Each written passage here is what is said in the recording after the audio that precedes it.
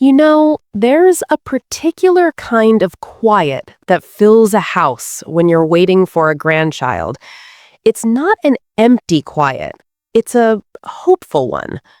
You walk past the spare room and you can almost hear the echo of future laughter. You fold a tiny, unused blanket and you imagine the weight of a baby in your arms. That was my quiet. For months, that was my world. And then a single text message shattered it. It was from my son, and it began with the words, "Mom, you won't be joining us at the hospital." That message didn't just change my day. It changed my life. It rewrote my entire story.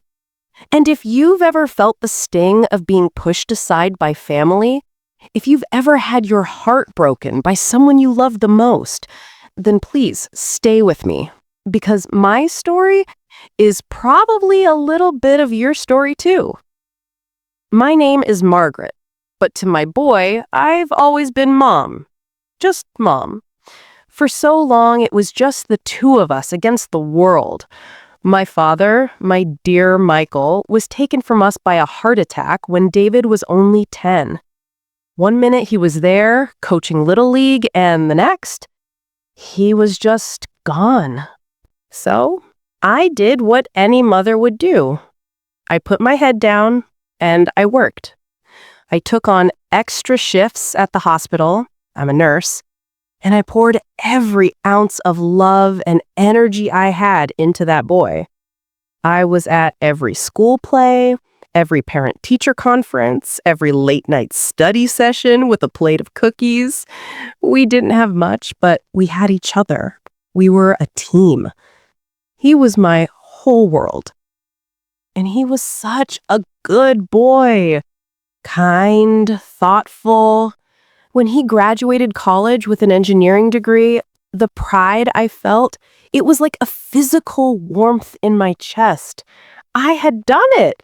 I'd gotten my boy to the other side, safe and sound and successful. Then he met Chloe. Oh, she was lovely. At first.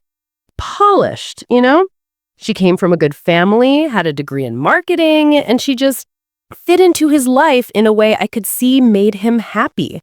She was always perfectly put together, her words always carefully chosen. Our relationship was polite, warm even, but there was always a slight formality, a little distance. I chalked it up to her just being a private person. I never wanted to be the cliché of the overbearing mother-in-law. I wanted to be a blessing, not a burden. When they got engaged, I was over the moon. I gave them my mother's wedding ring, the one thing of real value I had left. I wanted Chloe to feel like part of the family. A year after the wedding, they started talking about wanting to be closer to nature, about saving for a house. And that's when I had what I thought was a brilliant idea. You see, my property is a little unusual. The main house is where I've lived for 30 years. But way at the back of the 2-acre lot, nestled right against the prettiest line of birch trees, is a guest house. My father built it for my grandmother, so we called it Nana's Cottage. It's small, but it's beautiful. 2 bedrooms, 1 bath, a sweet little porch. It had been sitting mostly empty for years, just used for storage and the occasional visiting friend. I offered it to them. "Why pay rent to a stranger?" I said. "Live in the cottage, save every penny. Then, when you're ready, you can buy your own place. No rush." David's face lit up. "Are you sure, Mom? That would be incredible." Chloe was hesitant. She smiled, that polite, perfect smile, and said, "It's very generous, Margaret. We just need to be sure we have our independence." "Of course," I said, maybe a little too eagerly.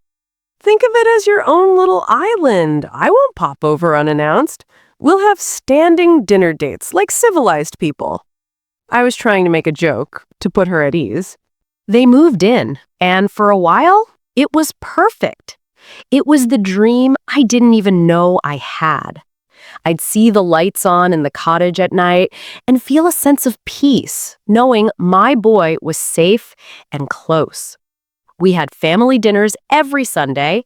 I'd cook a roast, Chloe would bring a salad, David would man the grill. We'd laugh, we'd talk. We were a family. I started crocheting a baby blanket. I didn't tell them, of course. It was my secret hope, tucked away in a basket by my rocking chair. Soft, white yarn with little pale yellow ducks around the border.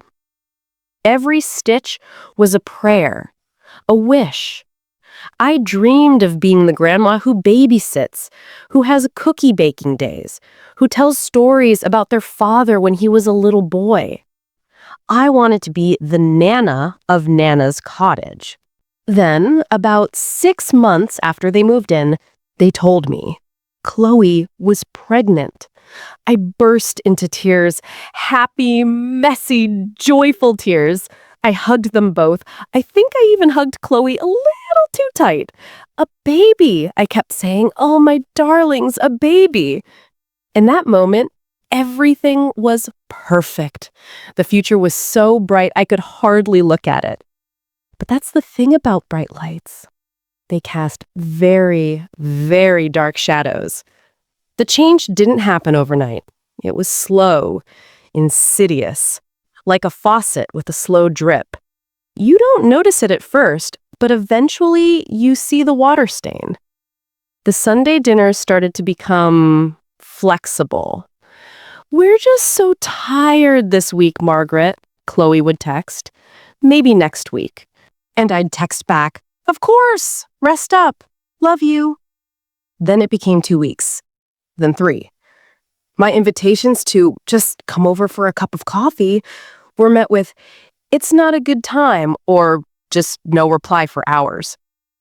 I talked to David about it. "Is everything okay? Did I do something?" He'd give me a hug. "No, Mom, of course not. It's just pregnancy stuff. Chloe's exhausted. Her hormones are all over the place. Don't take it personally."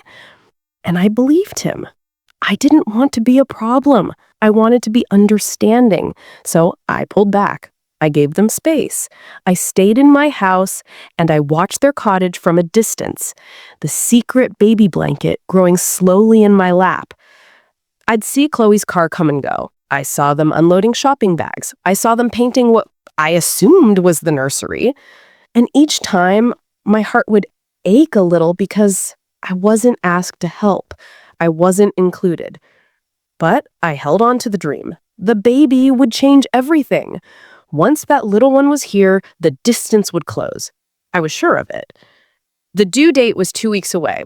I was on high alert. My phone was charged, my hospital bag was in the car.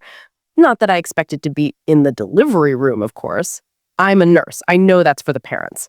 But I hoped to be in the waiting room, to be the first one to hold my grandchild after Mom and Dad, to bear witness to the miracle. It was a Tuesday morning. I remember because I was just about to leave for my volunteer shift at the library. The sun was streaming through my kitchen window. My phone, sitting on the counter, lit up with a text. It was from David. My heart leaped into my throat. This is it, I thought. It's time. I grabbed the phone, my hands trembling with excitement. I opened the message, and the world stopped. It wasn't a joyful, "Mom, her water broke." It was a block of text, formal, cold, like a business memo. "Mom, we've been talking a lot about the birth and the first few weeks. We've decided it's best you don't come to the hospital. Chloe prefers to keep this time private and stress-free, and she feels your presence would add pressure. We'll let you know when the baby is born and when we're ready for visitors. Please respect our decision." I read it once, then again, and a third time. The words swam on the screen. "Don't come. Prefers to keep private. Your presence would add pressure." It was like a physical blow. I actually stumbled back, my hand grabbing the edge of the counter for support.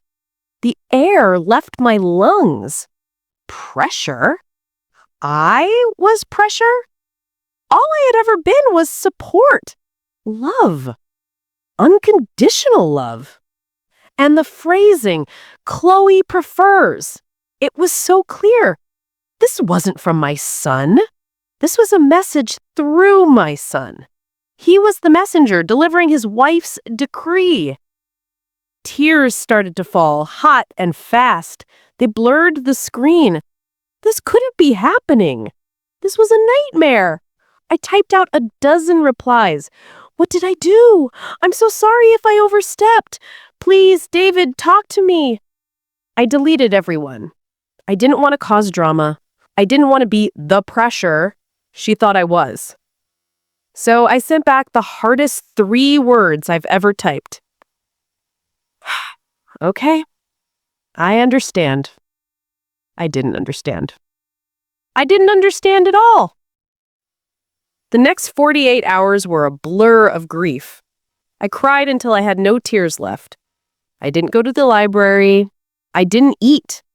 I just sat in my rocking chair, holding that unfinished baby blanket, staring out the window at their cottage. 2 days later, another text. He's here. Benjamin Michael. 7 pounds, 8 ounces. Mom and baby are healthy. Benjamin Michael! My Michael!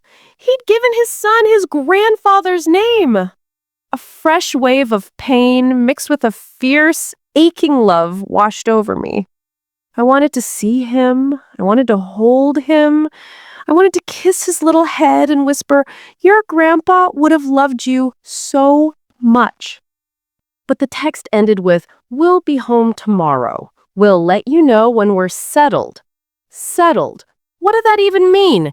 A day? A week? A month? That night, drowning in my loneliness, I did something I'm not proud of. I went on social media. I hadn't posted in years, but I just needed a distraction to see pictures of happy people, to remember that joy still existed somewhere in the world. And that's when I saw it. Chloe's mother, Linda, had posted a flurry of pictures. My heart plummeted. There she was in my son's kitchen, my guest house kitchen, holding my grandson, beaming. The caption, "So in love with my new grandson, so blessed to be here helping my baby girl settle in." I scrolled, my hand trembling so hard I could barely hold the phone. Another picture. Linda in what was clearly the nursery, hanging immobile. A picture of her and Chloe, heads together, smiling in the hospital room. The hospital room I was banned from. The final picture was the one that broke me completely. It was a close-up of the baby, swaddled in a blanket I didn't recognize, and the caption read, "There's nothing like being a grandma. My heart is so full." The word grandma hit me like a punch.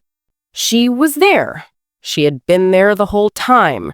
She was at the birth. She was in their home. She was holding my grandson while I was sitting alone in my dark living room, barred from even setting foot on the path to their door. Chloe prefers to keep a distance, but not from her own mother. The distance was only for me. It wasn't about privacy. It wasn't about stress. It was about me. She didn't want me. She was systematically removing me from my son's life, from my grandson's life, and installing her own mother in my place. The pain was so acute, so savage. It turned into something else, something cold and hard and clear. This wasn't just heartbreak. This was a betrayal. And for the first time, through the tears, I felt a spark of something I hadn't felt in a long, long time.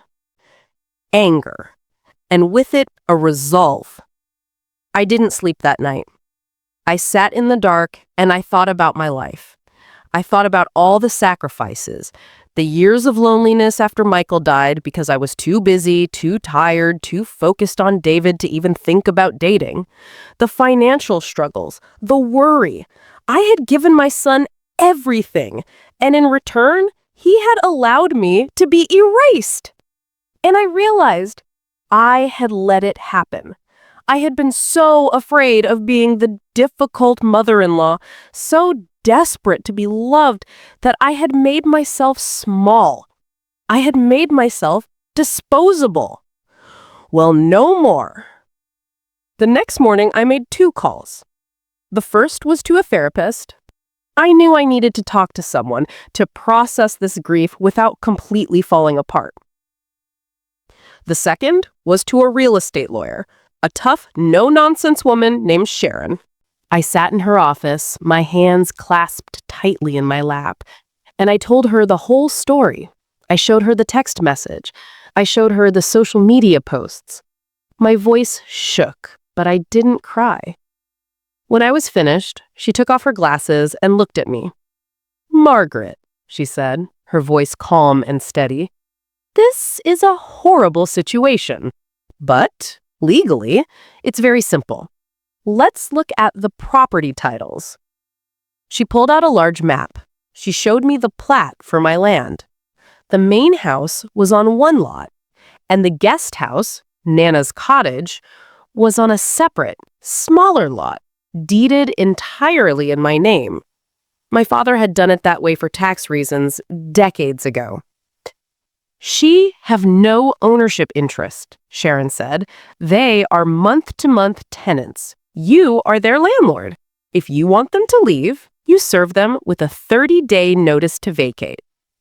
I felt a jolt go through me. Evict them? The word sounded so harsh, so final. "It's not an eviction yet," she corrected gently. "It's a notice to terminate their tenancy. You are well within your rights. The question is this what you truly want? This will likely cause a permanent rift." I looked out her window at the busy street below. I thought of Linda, posting her grandma pictures from my property. I thought of the cold, formal text message. I thought of my son who had stood by and let it happen. I thought of my own dignity. I turned back to Sharon, my eyes clear for the first time in weeks. "Yes," I said. "It's what I want." The paperwork was drawn up. It was a simple, clinical document. It felt surreal holding that piece of paper that had the power to blow up my entire life. I didn't slip it under their door. I didn't mail it. I asked them to come to my house. I needed to look my son in the eye. They came over that evening. David carried the baby in a car seat. My heart did a painful flip-flop at the sight of little Benjamin, so tiny and peaceful. Chloe looked tired, but wary. She stood slightly behind David, as if using him as a shield. "Mom," David said, his voice cautious, "you wanted to see us." "Yes," I said, my voice surprisingly steady. "Please, sit down." I had the document on the coffee table. I didn't touch it. "First," I said, looking at the baby, "he's beautiful. Truly, I am so happy for you both." "Thank you, Margaret," Chloe said, her tone flat. I took a deep breath and looked directly at my son. "David, I received your text. The one telling me I wasn't welcome at the hospital, the one that said Chloe prefers to keep a distance." He had the decency to look ashamed. He dropped his gaze to the floor. "Mom, it was a very stressful time." "It was," I interrupted, my voice gentle but firm. "And I understand that my support is not wanted. I've seen the pictures, David. I know your mother-in-law was there in the room, in your home. I see now that the distance your wife needs isn't from everyone. It's just from me." Chloe's face tightened. This is exactly the kind of pressure I was talking about, Margaret. The guilt trips. I didn't look at her. I kept my eyes on my son. For my entire life, David, my purpose has been you. To love you, to support you, to be your safe harbor. But I realize now that I've built my home on someone else's shore, and I'm being washed away. Tears were streaming down my face now, but my voice held. I will not be a source of stress. I will not be a problem to be managed. I will not beg for scraps of time with my own grandchild. I picked up the document and handed it to him. This is a 30-day notice to vacate the guest house.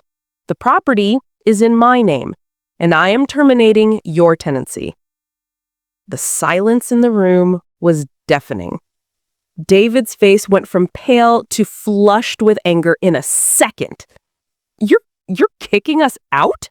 Mom, are you insane? We have a newborn. I am not kicking you out, I said, my voice quiet. I am giving you your independence. You are a grown man with a family. It's time for you to have your own home, one that I am not a part of. If your wife needs to keep a distance, then I will grant her that. Permanently. Chloe snatched the paper from David's hand. Her eyes scanned it wide with disbelief and fury. You can't do this. This is evil. You're trying to punish us. No, Chloe, I said, finally looking at her. I am saving myself. I will not stand by and watch another woman play the role of grandma to my own grandchild in my own backyard while I'm treated like a stranger. I deserve more than that. David stood up, his body trembling with rage. After all we've been through, after everything you've said about family, you're throwing your own grandson out on the street? For what? Because your feelings are hurt? No, David, I whispered, my heart shattering into a million pieces at the look in his eyes. I am choosing myself. For the first time in 30 years, I am choosing me. You have a month. They left then. David stormed out without a backward glance. Chloe shot me a look of pure, unadulterated hatred. I closed the door behind them, slid to the floor, and sobbed. I had just nuked my relationship with my son. But for the first time since that text message, I could breathe.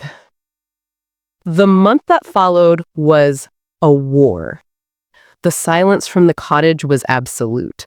My phone blew up from extended family. My sister called, screaming at me that I was a monster. David had clearly told his version of the story.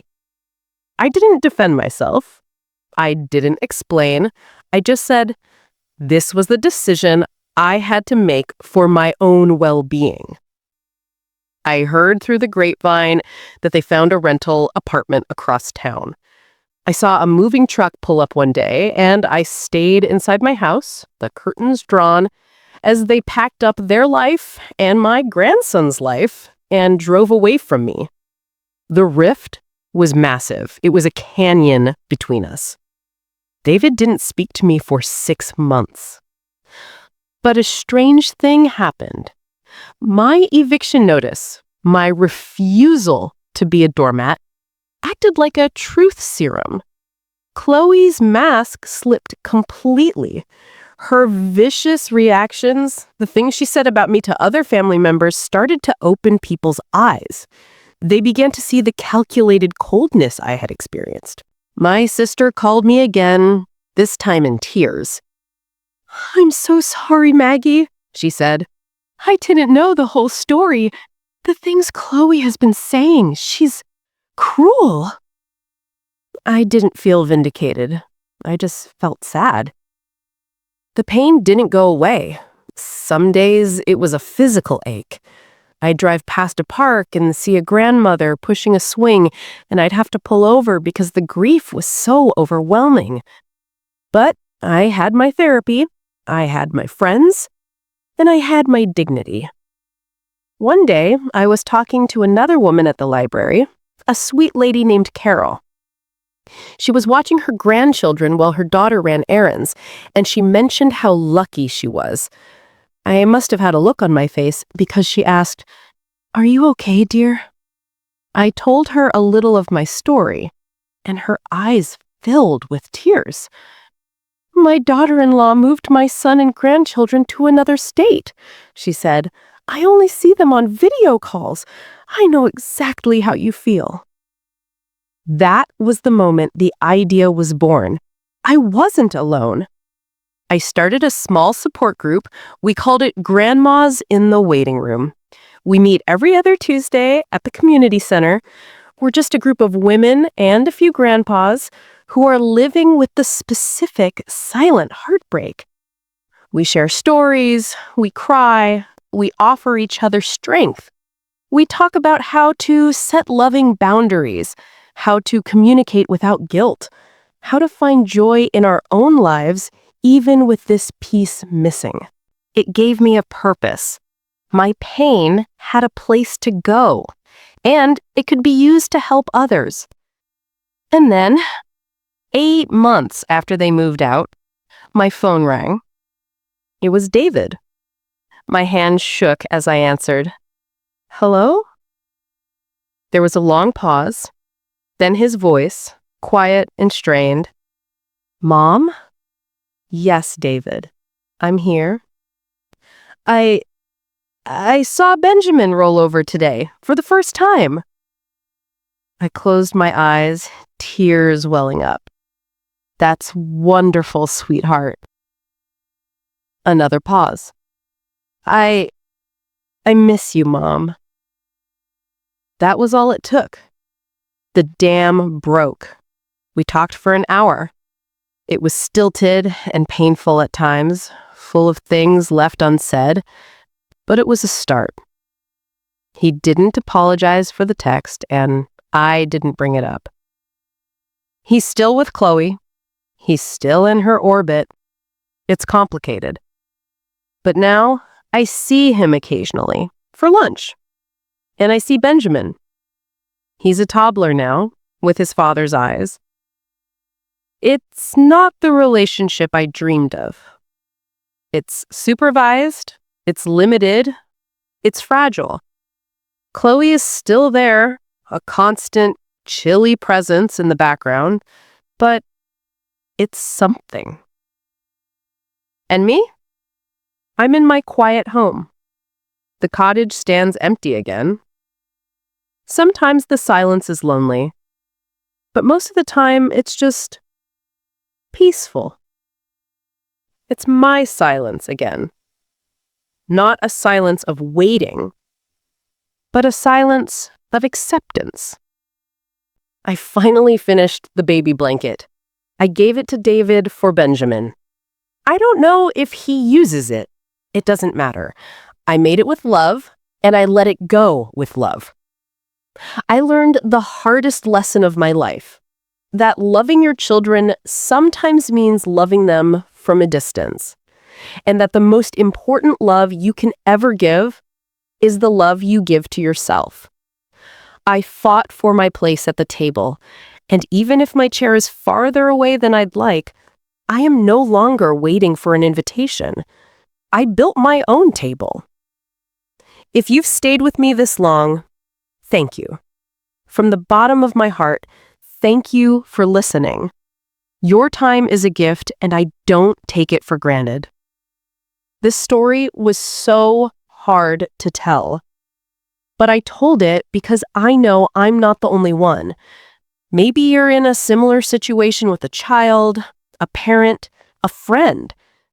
Maybe you're the one feeling pushed aside, your love treated like a burden. Maybe you're sitting in your own version of my quiet house, wondering what you did wrong. I'm telling you this. You did nothing wrong by loving someone. The problem is not you. Your worth is not determined by how others treat you. It is okay to set boundaries. It is okay to say, "This hurts me." It is okay to choose your own peace. It is not selfish. It is survival. I share my story here on this channel because I want to build a bigger waiting room, a digital one, full of support and understanding, a place where we can remind each other that we are not alone. And that's why I have to ask you a favor. If this story resonated with you, if it touched your heart in any way, please subscribe to this channel. By subscribing, you're not just clicking a button, you're raising your hand. You're saying, "I'm here too." You're telling the algorithm to share this message of strength and healing with other people who need to hear it. You're helping me turn my pain into a purpose that can reach and comfort others. You are literally helping to build this community of support with one simple click. And after you subscribe, please leave a comment. Tell me your story, or just tell me you're here. Those comments are like a lifeline. They are the modern-day version of a hug over the back fence. They let me and everyone else watching know that we are seen. We are heard. Share this video. Share it with a friend who might need to hear this message today. You never know whose heart you might be helping to heal. And finally, like this video. It tells the world that these stories matter, that real, raw human emotion matters more than perfect, filtered lives. Your subscription, your comment, your share, it's more than just a gesture. It's a connection. It's a way of saying, "I see you, Margaret, and you are not alone." And I want you to know, I see you too, and you are not alone. Thank you. Thank you for your time, for your heart, and for your courage. Be kind to yourselves, and never, ever forget your own worth. Goodbye for now.